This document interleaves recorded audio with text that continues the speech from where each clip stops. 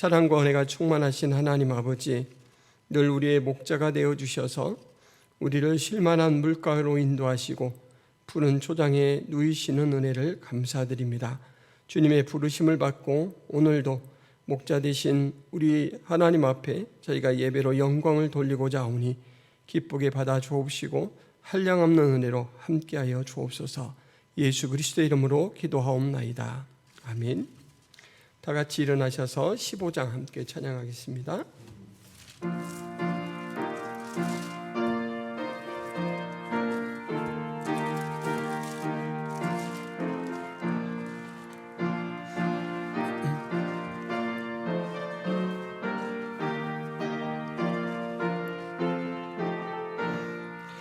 하나님의 크신 사랑 하늘에서 내리사 우리 맘에 항상 계셔 온전하게 하소서. 우리 주는 자비하사 사랑 무한하시니 두려워서 떠는 자를 구원하여 주소서. 걱정 근심 많은 자를 성령 감화하시며 복과 은혜 사랑받아 평안하게 하소서. 처음과 끝이 되신 주님 항상 인도하셔서 마귀 유혹 받는 것을 속히 끊게 하소서. 전능하신 아버지여 주의 능력 주시고 우리 맘에 임하셔서 떠나가지 마소서. 주께 영광 항상 돌려 천사처럼 섬기며 주의 사랑 영영토록 찬송하게 하소서. 우리들이 거듭나서 의미 없게 하시고 주의 크신 구원받아 온전하게 하소서. 영광에서 영광으로 천국까지 이르러 크신 사랑 감격하여 경배하게 하소서. 아멘.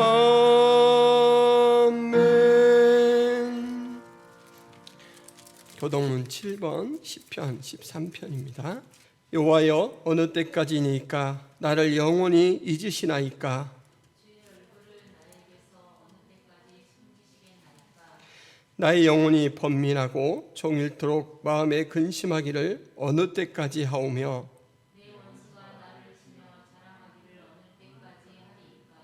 여호와 내 하나님이여 나를 생각하사 응답하시고 나의 눈을 밝히소서. 두렵건대 나의 원수가 이르기를 내가 그를 이겼다 할까 하오며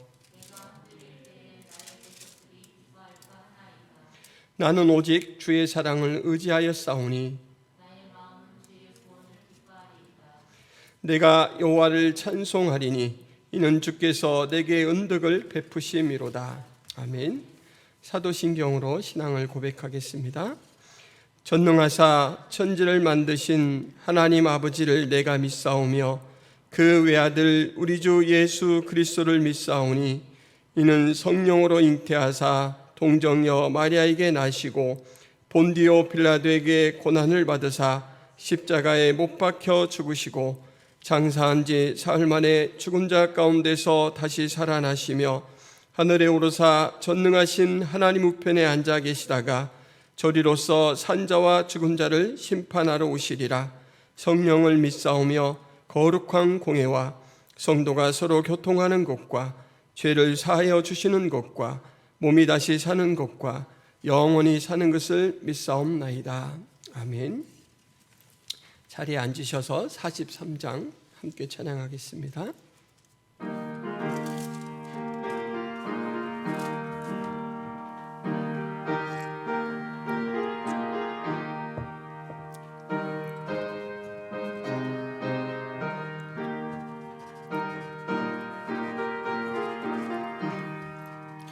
즐겁게 안식할 날, 반갑고 좋은 날, 내 마음을 편케 하니 즐겁고 기쁜 날, 이 날에 천하 만민 다 보좌 앞에서 참되신 삼위일체 다 찬송 부르네.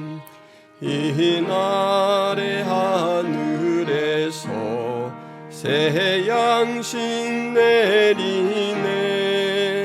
성회로 모이라고 종소리 울리네. 복음의 밝은 빛은 온 세상 비치며 또 영생물이 흘러 시원케 하시네. 이 주일 지킴으로 새 은혜 입어서 영원히 쉬는 곳에 다 올라갑시다. 성부께 찬미하고 성자와 또 성령 참되신 삼위일체 다 찬송 부르세. 아멘.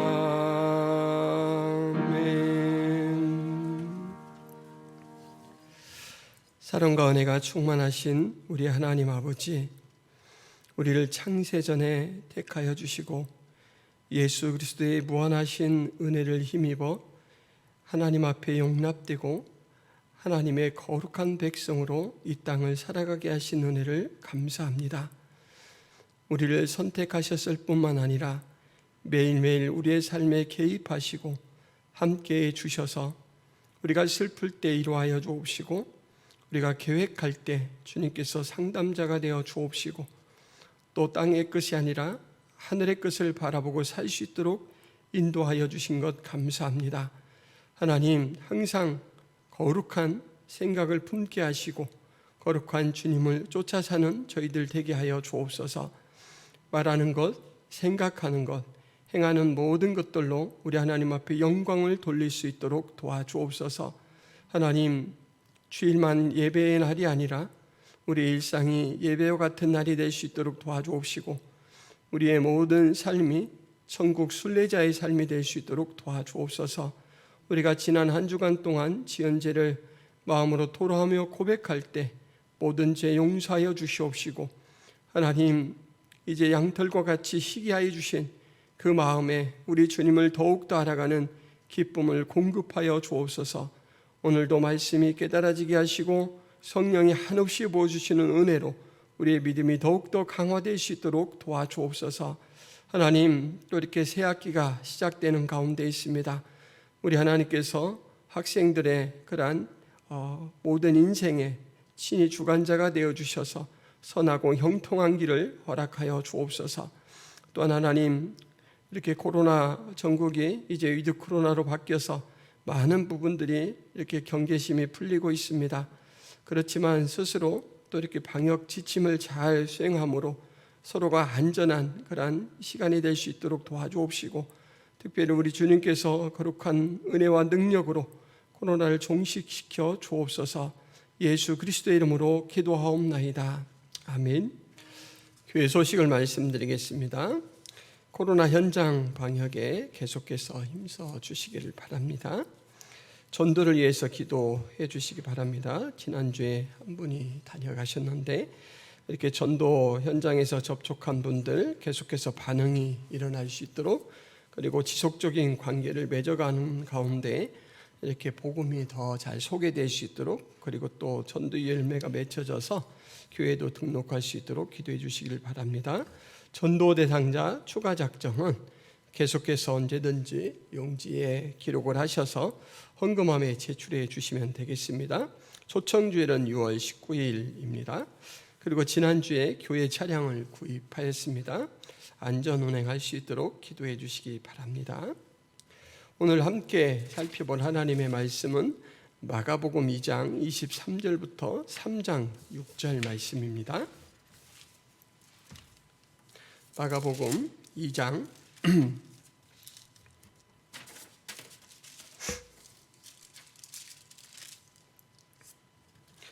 23절부터 3장 6절 말씀 제가 봉독해 드리겠습니다. 안식일에 예수께서 밀밭 사이로 지나가실새 그의 제자들이 길을 열며 이삭을 자르니 바리새인들이 예수께 말하되 보시오, 저들이 어찌하여 안식일에 하지 못할 일을 하나이까? 예수께서 이르시되 다윗이 자기와 및 함께한 자들이 먹을 것이 없어 시장할 때 한 일을 잊지 못하였느냐? 그가 아비아달 대제사장 때 하나님의 전에 들어가서 제사장 외에는 먹어서는 안 되는 진설병을 먹고 함께한 자들에게도 주지 아니하였느냐? 또 이르시되 안식일이 사람을 위하여 있는 것이요 사람이 안식일을 위하여 있는 것이 아니니 이러므로 인자는 안식일에도 주인이니라. 예수께서 다시 회당에 들어가시니 한쪽 손 마른 사람이 거기 있는지라. 사람들이 예수를 고발하려 하여 안식일에 그 사람을 고치시는가 주시하고 있거늘 예수께서 손 마른 사람에게 이르시되 한가운데 일어서라 하시고 그들에게 이르시되 안식일에 선을 행하는 것과 악을 행하는 것, 생명을 구하는 것과 죽이는 것 어느 것이 옳으냐 하시니 그들이 잠잠하거늘 그들의 마음이 완악함을 탄식하사 노하심으로 그들을 둘러보시고 그 사람에게 이르시되 내 손을 내밀라 하시니 내밀매 그 손이 회복되었더라. 바리새인들이 나가서 곧 헤롯 당과 함께 어떻게 하여 예수를 죽일까 의논하니라. 아멘. 오늘 본문은 안식일 준수라는 주제에 대한 두 가지 일화로 구성이 되어 있습니다. 두 일화에서 예수님께 반감을 가진 인물로 바리새인이 등장합니다. 여러분은 바리새인이 어떤 사람이라고 알고 계십니까? 바리새인이라는 영어 단어 페리시라는 이 사전적 정의가 이렇게 되죠. 바리새인이라고 고유 명사죠. 율법을 엄격히 따르던 고대 유대인 집단인 바리새파의 일원이라는 고유 명사인데 두 번째 의미가 경건한 척하는 이라는 뜻을 가지고 있습니다. 이 두 번째 의미를 가만히 살펴보면 이 두 번째 정의가 고유 명사가 위선자의 행동을 묘사하는 일반 의미로 확장되었다라는 걸 알 수가 있죠. 그러니까 바리새인들이 하는 그런 행동들이 어떤 패턴이 있고 그것이 이제 사전에서 그런 행동을 하는 사람이라고 규정하는 것을 바리새인이라는 단어가 고정된 것처럼 그렇게 이제 쓰이게 됐다라는 것입니다. 원래는 바리새인이라는 단어는 거룩함을 위해 분리된 자라는 말입니다. 구별되었다. 그러니까 구별되었는데 그 구별이 거룩함을 위해서 구별되었다. 그러니까 특별한 목적을 위해서 구별된 것이죠. 레위기 19장 2절 말씀에 보면 너희는 거룩하라 이는 나 여호와 너희 하나님이 거룩함이니라 라고 이렇게 기록하고 있는데, 하나님 명령을 모든 일반 삶에 적용하려고 애를 쓴 사람이 바로 이 바리새인들입니다. 그들은 토라, 성경 말씀이죠. 토라에 깊은 관심을 가지고 있었고 거룩한 삶을 추구하기에 부정한 것들로부터 예방과 보호가 필요하다고 생각했습니다. 그래서 토라에서 열심히 삶의 규칙들을 발굴하였고, 정확하게 드러나지 않는 것들은 행간의 의도를 파악하여 규칙으로 만들기도 했습니다.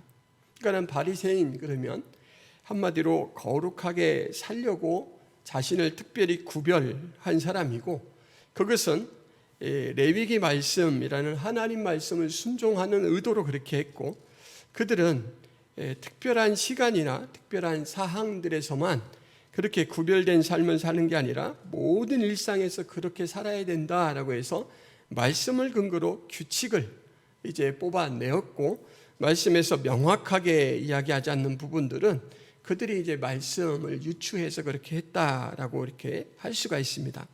바리새인들은 물질, 시간, 사람들 등 다양한 삶의 영역과 요소 모두를 규범들로 분류하였습니다. 여러분, 모든 행동을 말하자면 규범에 맞춰서 산다라는 게 쉬울까요? 어려울까요? 어려울까요? 쉬울까요? 여러분, 수련회 가면 제약이 많죠. 시간이 되면 예배드리러 와야 되고, 시간이 되면 밥을 먹어야 되는데, 보통 수련회 가면은 그냥 밥 안 주죠. 그죠? 성경 암송을 시키고 학기학기 아초별로 먹고 이러잖아요. 그러니까는 어떤 삶의 자연스러움이 아니라 규칙이 들어가게 되면 매우 불편합니다. 근데 바리새인들은 거룩함이라는 목표를 위해서 그 삶을 거룩하게 살 수 있도록 막 세분화를 시켜놨어요. 그래서 모든 삶이 말하자면 이게 규범에 맞나? 아니면 규범에 어긋나나? 이것을 이제 망설이면서 살아가야 될 그런 처지가 된 거죠. 규범을 삶에 실천하기 위해서는 아주 구체적인 이 지시 기능이 있어야 되죠. 예를 들면 이 주일날, 안식일날 이동하는 것, 그것이 얼마만큼 가능한가? 그러니까 얼마만큼까지가 일하는 것이 아니고 안식일에 움직일 수 있는 거리인가? 이것을 정해놓지 않으면 사람들이 혼란스럽잖아요. 그러니까는 이 바리새인들은 그것까지도 정해놨어요. 짐을 진다 그러면 무게는 얼마만큼 해야 되는가? 예를 들면 짐을 졌는데 땀이 나면 그거는 일하는 거예요. 그러니까는 무게를 많이 질 수 없는 것, 이렇게 세분화시켜서 이제 이 규칙을 만들어 놨는데, 여러분, 이런 규칙들이 있으면 사람이 살기가 편할까요? 불편할까요? 어떠세요? 규칙이 막 산재해 있으면 불편하죠. 그죠? 모든 것들이 규칙이다 그러면 불편하죠. 불편할 뿐만 아니라 그 규칙을 하나라도 위반했을 때 마음이 괴롭죠. 그러니까 바리새인들은 잘 하려고 열심을 특심으로 냈는데 진리의 바탕을 두지 못하여서 이 열심이 오히려 해가 되는 결과를 가져왔습니다. 그래서 사람들을 불편하게 했을 뿐만 아니라 하나님이 사람들에 대해서 가지고 있는 그 목적 성취도 방해하는 것을 이렇게 만들었죠.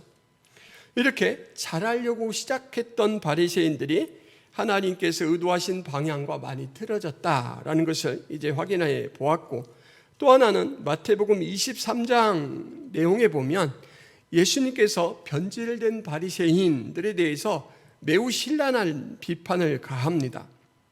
제가 그 23장 말씀을 이렇게 몇 절만 읽어드리도록 하겠습니다.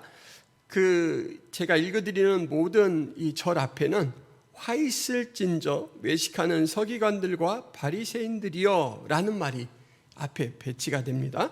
화 있을진저 외식하는 서기관들과 바리새인들이여, 너희는 천국문을 사람들 앞에서 닫고 너희도 들어가지 않고 들어가려 하는 자도 들어가지 못하게 하는도다. 천국문을 오히려 닫는 자다. 그러니까는 하나님 백성이 하나님을 만나게 하고 천국의 그 풍요로운 삶을 누리는데 방해하는 역할을 했다라는 것. 15절, 너희는 교인 한 사람을 얻기 위하여 바다와 육지를 두루 다니다가 생기면 너희보다 배나 더 지옥 자식이 되게 하는도다. 그러니까는 교인이 되도록 하는 데까지는 열심으로 역할을 하는데, 그 교인이 평강을 누리고 하나님의 참된 자녀로서 그리고 예수 그리스도의 제자로서 살아가게 하는 데는 실패하고 있다라는 거죠. 16절, 너희가 말하되 누구든지 성전으로 맹세하면 아무 일 없거니와 성전에 금으로 맹세하면 지킬지니라 하는도다. 성전 그 자체가 하나님께서 임재해 계시는 곳이기 때문에 성전이 거룩한 곳인데, 성전이 아니고 성전에 있는 금으로 맹세할 때 그것이 이제 효과가 있는 거다, 이렇게 잘못 가르치고 있죠. 23절, 너희가 박하와 회양과 근처에 11조는 들이되 율법에 더 중한 바 정의와 궁율과 믿음은 버렸도다. 그러니까는 세밀한 것까지, 이때 이제 근처라는 건 나물입니다. 나물. 자기가 이렇게 밥 먹을 때 한 접시 이렇게 끓여서 무쳐 먹는 나물조차도 그 양을 11조를 드러내서 하나님 앞에 바칠 만큼 매우 철저한데, 그 세부적인 요소에는 철저한데 그 뒤에 보면 율법에 더 중한 바, 이건 이제 율법의 정신과 관계되죠. 정의와 궁율과 믿음은 버렸도다. 그러니까는 이 세부적인 이 규칙들에는 되게 철저한데 그 율법이 의도하는 정신은 멀어졌어요. 그래서 큰 거는 잃어버리고 작은 것들에 집착하고 있다라는 걸 알 수가 있습니다. 잔과 대접의 겉은 깨끗이 하되 그 안에는 탐욕과 방탕으로 가득하게 하는도다. 겉은, 그러니까는 그릇이 겉은 깨끗한데 안은 더러워서 오염되어 있어서 내용물을 담을 수 없는 그런 이제 상태다라고 했고, 27절, 해칠한 무덤 같으니 겉으로 아름답게 보이나 그 안에는 죽은 사람의 뼈와 모든 더러운 것이 가득하도다. 같은 의미죠. 앞에 말씀에서는 그릇의 비유를 했고 27절에서는 무덤의 비유를 했습니다. 그 회라는 것은 이렇게 이제 겉에 발라놓으면 이렇게 시간이 가면서 굳어서 마치 돌처럼 딱딱해져서 벌레 같은 것들이 무덤에 이렇게 침투해 들어가지 못하도록 해놓은 거라서 겉으로 볼 때는 깨끗해요. 하얗고 이렇게. 그러니까 근데 안에는 이제 시신이 썩어서 악취가 난다라는 거죠. 29절, 너희는 선지자들의 무덤을 만들고 의인들의 비석을 꾸미며 이르되, 선지자라는 것은 하나님의 말씀을 대언하는 사람들로 하나님께서 보낸 자들인데 그들을 죽였다라는 거예요. 그 말씀을 받아들일 수가 없으니까 자신들의 생각과 다르니까 그들을 죽이고 오히려 의인들도 죽여서 비석을 꾸몄다, 이렇게 말하죠. 여러분, 바리새인에 대한 예수님의 이 비판을 들어보면 정말로 적나라하고 어마어마하죠. 여러분, 그러면 이 바리새인은 이 예수님의 비판을 이제 근거로 생각할 때 은혜에서 배제된 사람이라는 생각이 막 얼핏 들지 않나요? 가능성 없는 사람, 이렇게 생각할 수 있는데, 여러분, 예수님께서 십자가에 달려 죽으실 때 뭐라고 기도했냐면, 아버지, 저들을 사하여 주옵소서, 자기들이 하는 것을 알지 못한 민이다. 그는 자기를 메시아를 죽이는 저들의 죄를 용서해 주시옵소서. 이 얘기는 뭔 말이냐면 그 바리새인들도 유기된 버려진 자가 아니고 은혜 안에서 다시금 회개하고 돌아올 자로 예수님께서 보고 계시다라는 것이죠. 이 바리새인 중에 한 사람이 바로 사도 바울이지 않습니까? 그래서 예수님은 바리새인들의 지금 행동이나 이 죄악된 모습들에 대해서는 안타까움을 가지고 있지만, 그렇지만 지금 그 태도 때문에 아예 죽은 자로 이렇게 방임하거나 내쳐 가능성 없는 자 취급을 하지 않는다라는 거죠. 오히려 예수님께서 그들과 논쟁을 해주시는 것조차도 어떻게 보면 그들에게 은혜죠. 왜냐하면 잘못을 인지하고 고치라라는 그런 의도로 이렇게 하고 계신 거죠. 우리가 바리새인에 대한 예수님의 이 신랄한 비판을 이제 보면서 아이고 가능성 없는 사람라고 만약에 취급한다 그러면 이것은 상당히 옳지 않은 착각입니다.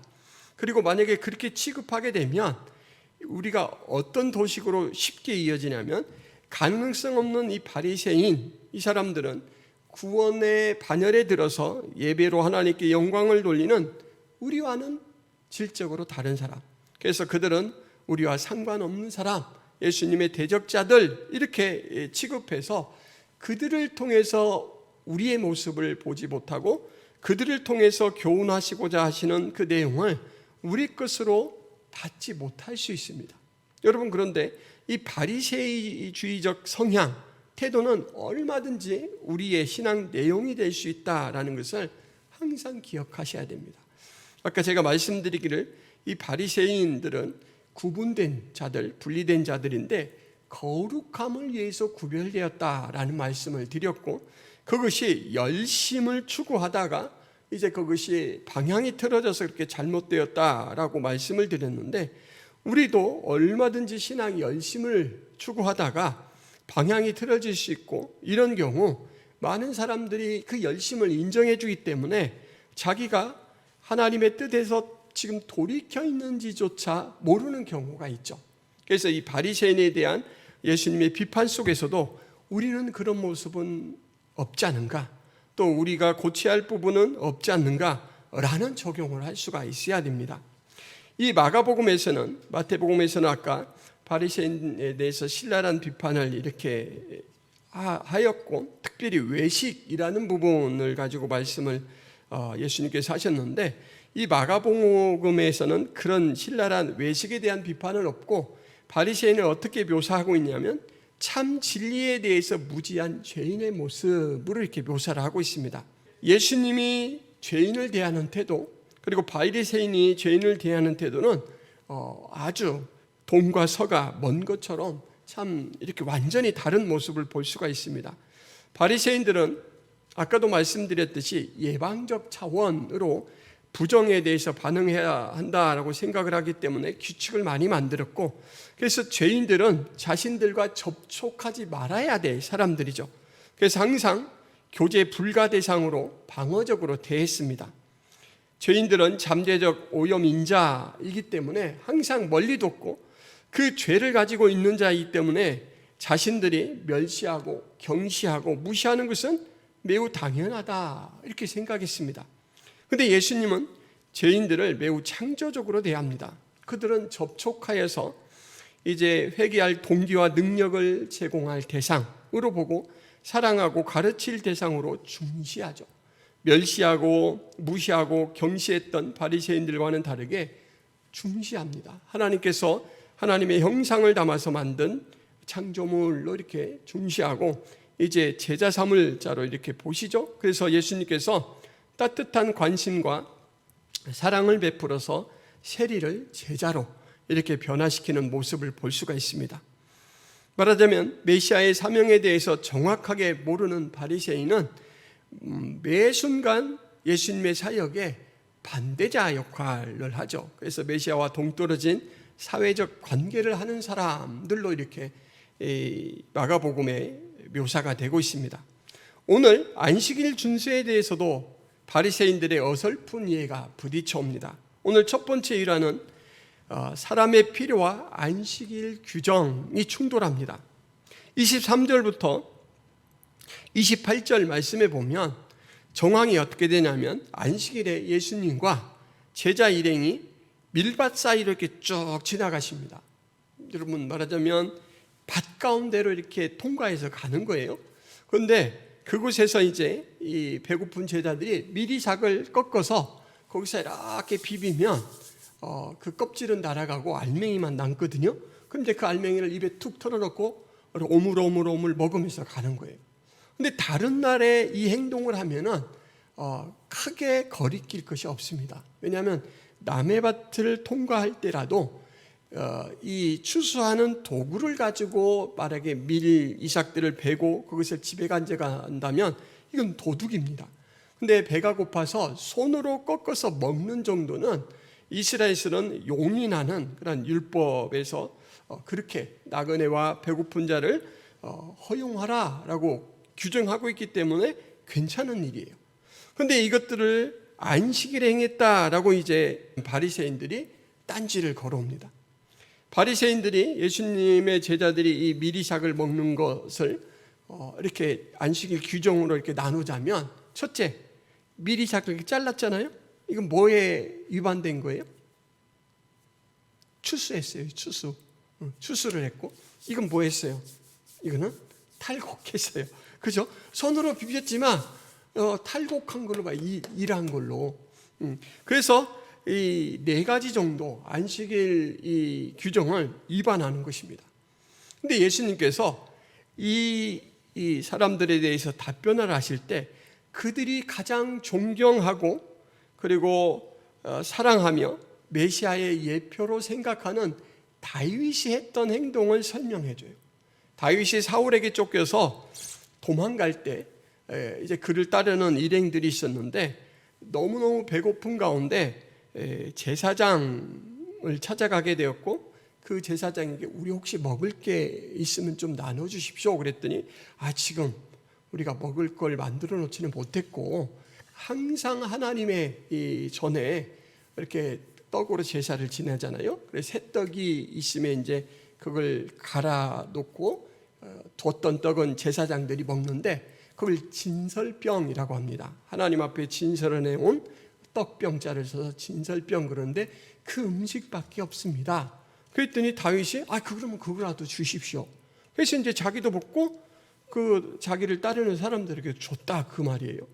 그러니까 예수님께서 뭐라고 했냐면, 다윗이 배고프고 위급 상황에서 제사장들만 먹도록 규정되어 있는 그 떡을 먹은 것이 하나님 앞에 죄로 하나님께서 그 힐문하시고 심판하시더냐라고 물어오시는 거예요. 안 그랬잖아요. 그러니까 지금 예수님께서 그와 같은 것이다. 그와 같은 것이다. 안식일은 사람에게 휴식하도록, 사람에게 유익하도록 하나님께서 주신 것이지 안식일이 주인인 것처럼 그렇게 보내는 게 아니다. 이렇게 설명하는 거죠. 첫 번째 일화에서 보면 바리새인들은 몹시 화가 나 있어요. 그런데 그 화가 왜 났냐면 예수님의 제자들이 안식일 규정을 위반했다, 이것 때문에, 이 사실 때문에 화가 나 있고, 예수님은 바리새인들의 완악한 마음 때문에 매우 슬퍼 있죠. 두 번째 일화는 안식일 회당에 들어가십니다. 2절에 사람들이 예수를 고발하려 하여, 이렇게 고발하려 하여, 그러니까 말씀을 막 듣고 깨닫고 적용하려고 하는 게 아니라 책 잡아서 예수님을 고발하려는 목적으로 딱 있고, 특별히 안식일에 손 마른 사람을 고치는가 안 고치는가를 보는 게 이렇게. 그러니까 이제 환자가 와 있어요. 예수님께서 지금까지 계속 막 병자들을 치료해 주셨잖아요. 그러니까 병자는 와 있고, 그러니까 예수님이 행동할 여지가 있어요. 고치면 안식일에 왜 의료 행위를 하느냐라고 이제 말하자면 이 얘기를 해야 되겠다라는 목적으로 딱 주시하고 있는 거예요. 예수님께서 어떻게 했죠? 그 사람을 딱 이렇게 세우고 회중들에게 물어요. 뭐라고 묻습니까? 고쳐줘야 맞을까요? 안 고쳐줘야 맞을까요? 이렇게 안 물어요. 그죠? 뭐라고 묻습니까? 4절, 안식일에 선을 행하는 것과 악을 행하는 것, 생명을 구하는 것과 죽이는 것, 어느 것이 옳으냐? 이렇게 물어요. 바리새인들이 어떤 의도가 깔렸는지 금방 눈치챈 거예요. 대답을 못해요. 그러니까 예수님이 대답을 안 하고 있는 이 사람들에 대해서 아주 화가 나셨죠. 5절에 그들의 마음이 완악함을 탄식하사 노하심으로 그들을 둘러보시고 그 사람에게 이르시되 내 손을 내밀라. 그래서 그 손을 회복시켜 주시죠. 여러분, 예수님이 안식일을 거룩하게 지켜야 한다는 율법을 비판한 것일까요? 아닙니다. 예수님은 안식일이 일을 삼가는 시간이라는 규정에 매여 있는 바리새인들의 모습을 지탄하신 거예요. 예수님은 그걸 넘어서서 그렇게 소극적인 안식일 준수가 아니라 하나님이 사람에게 필요하니까 안식일을 휴식의 시간으로 선물로 준 게 아니냐. 그렇다면 하나님이 사람을 위해서 줬잖아요. 사람을 위해서. 너희들 앞에 있는 이 사람은 치료가 필요한 사람이다. 하나님이 이 사람에게 선을 행한 것처럼 너희들은 이 사람에게 선을 행할 수 있지 않느냐, 그 위치에 있지 않느냐, 이 말이에요. 중요한 것은 어떤 것을 해야 되느냐 하지 않느냐가 아니다라는 거예요. 우리가 행하고 있는 이것이 하나님의 뜻을 따르느냐 아니면 반하는 행동이냐, 이게 중요하다라는 것이고, 안식일을 지키는 기준은 의식, 정해놓은 규칙을 따르는 것이 중심이 아니고 자비이다라는 걸 예수님께서 나타내 주시죠. 악을 행하는 것은 어느 날이라 할지라도 항상 금지돼야 되죠. 주일뿐만 아니라. 선을 행하는 것은 어느 날과 상관없이 항상 필요하죠. 주일날도.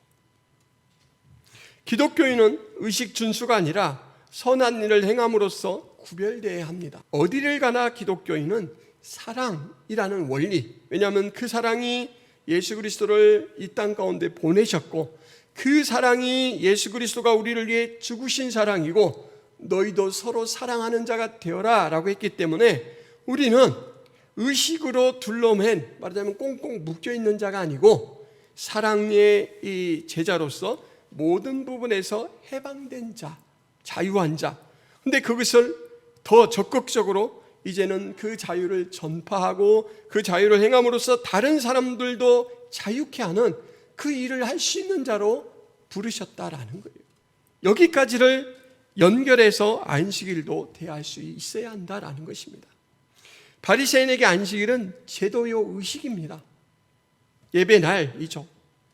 이방인에게 동화되지 않도록 하는 신앙의 방파제예요. 이방인들은 다른 일을 하고 하지만 자기들은 모여서 예배하고 하니까 이방인들과 구별되는, 그래서 신앙의 마지막 보루인 방파제와 같고 또 이방인들에 대해서 성결한 표지라고 생각을 했죠. 그래서 바리새인들은 안식일에 대해 1차 관심은 항상 무엇이 규정인가요? 무엇을 잘해야 어기지 않는가 이거예요. 그래서 일하지 말라라는 원리에 집착하면서 그 원리를 절대적으로 방어하려고 하고 있습니다. 바리새인들은 엄격한 경계선을 긋고 하나님의 은혜와 능력으로부터 거절을 당하도록 사람을 제외시킵니다.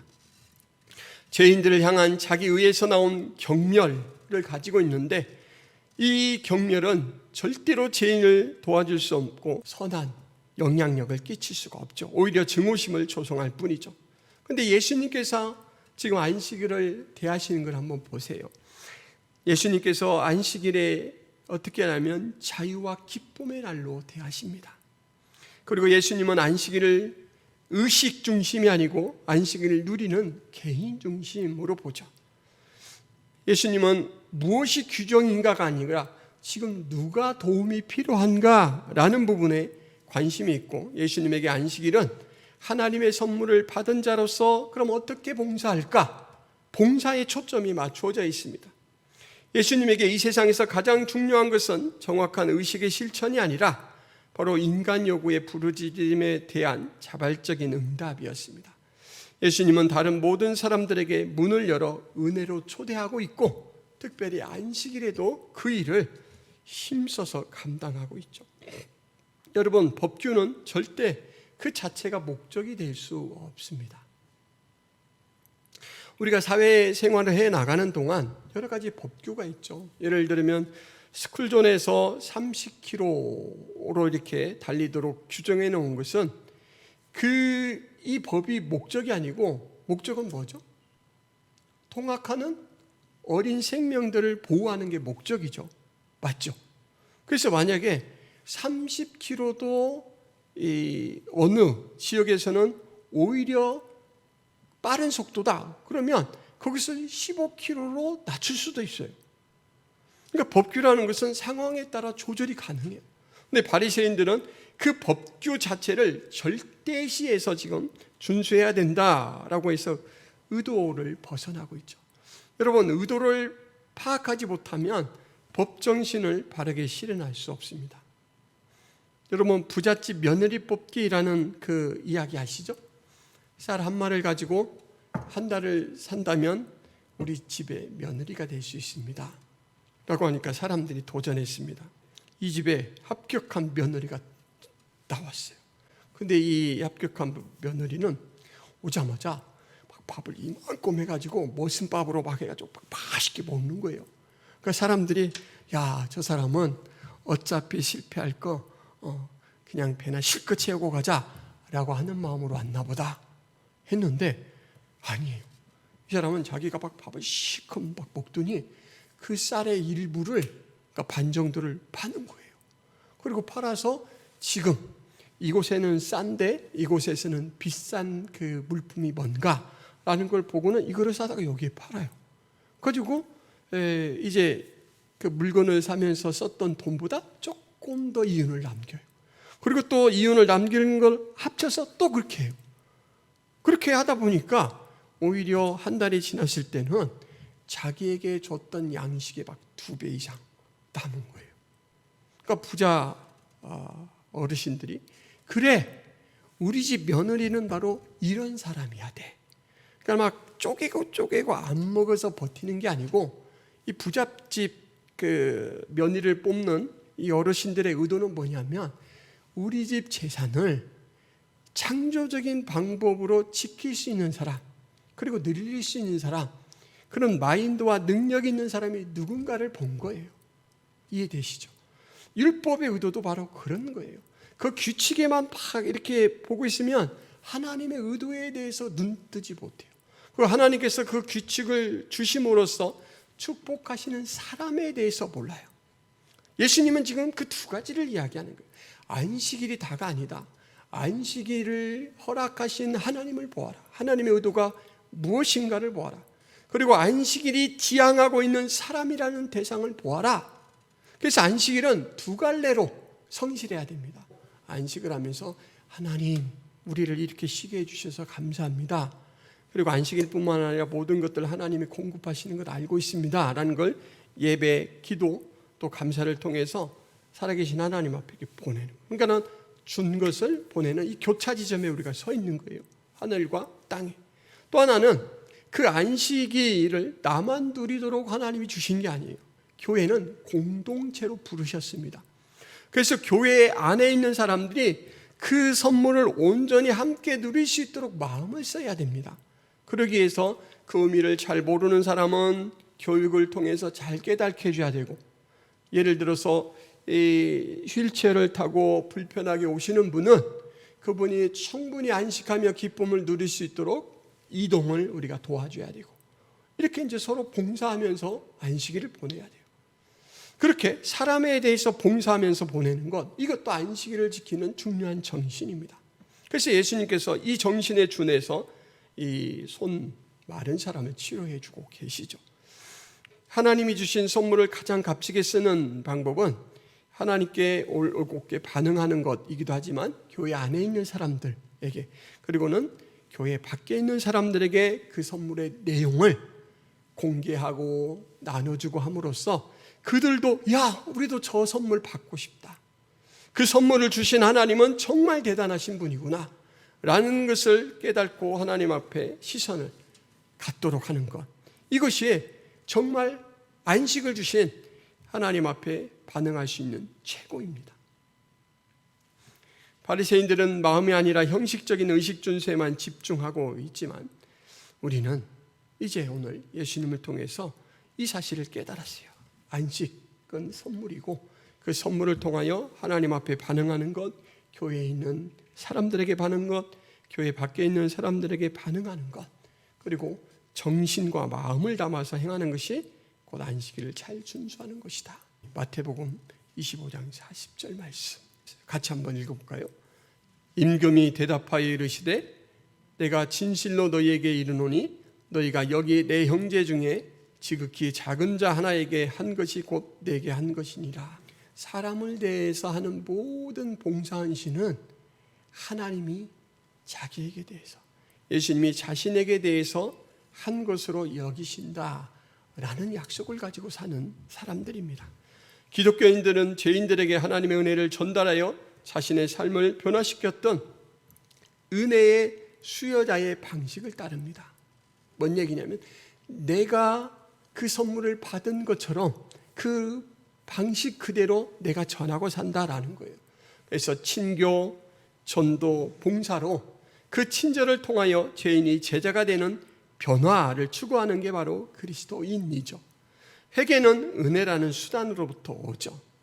기독교인의 주일은 예수의 부활이라는 역사적 사건을 축하하는 예배날로 시작되지만, 그것으로 그치지 않고 교회 안에 있는 그리스도의 다른 제자들을 섬기는 봉사로 온 마음을 담습니다. 가장 이 성스러운 선물을 사람들에게 사용함으로써 최고의 가치가 발휘되도록 그렇게 하죠. 우리에게 주일은 봉사의 날입니다. 휴식의 선물은 누리는 가운데 예배함으로 하나님을 영화롭게 하는 시간의 성소 안에 거하는 날이 바로 주일이다라는 것을 기억하시기를 바랍니다. 주일은 시간의 성소예요. 흘러가는 시간이지만 성스럽게 구별된 그러한 초소고, 바리새인들이 안식일에 안식을 잃어버린 것처럼 주일에 주님을 잃어버리지 않기를 바랍니다. 주일 하루만큼은 휴식으로 안식을 누리며 예배하고 봉사하는 것으로 온전한 성수를 할 수 있기를 바랍니다. 기도하겠습니다.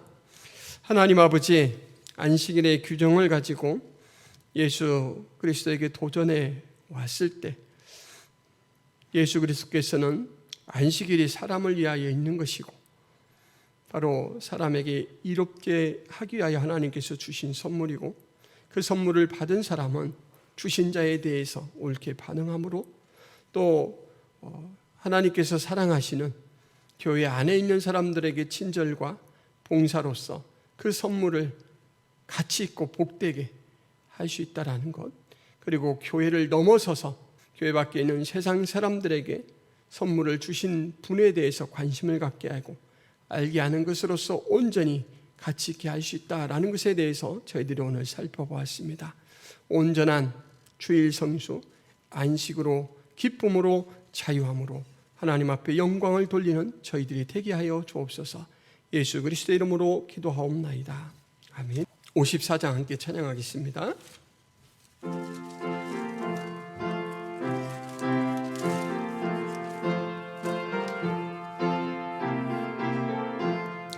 주여 복을 구하오니 편히 가게 하시고 사람마다 주 은혜로 이기도록 하시고 광야 같은 세상에서 항상 인도하소서. 주여 복된 말씀 듣고 무한 감사합니다. 구원받은 주의 성도 열매 맺게 하시며 하나님이 우리 함께 항상 계시옵소서. 아멘. 하나님 아버지, 주신 은혜대로 헌금을 하나님 앞에 바칩니다. 이 헌금이 쓰여질 때 우리 하나님께서 영광을 받아 주옵소서.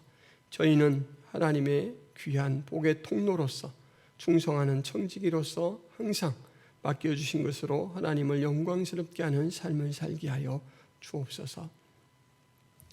이제는 예수 그리스도의 은혜와 하나님 아버지의 극진하신 사랑과 성령 하나님의 감화 감동의 역사가 안식일에 안식하며 우리 주님을 영광스럽게 하고 교회에서 참된 안식을 누리며 함께 자유함과 기뻐함을 누리고 또 그것으로서 많은 사람들에게 그 선물의 가치를 드러내기를 원하는 김포성화교회 모든 성도들 머리 위에 이제부터 영원토록 함께하기를 축원하옵나이다.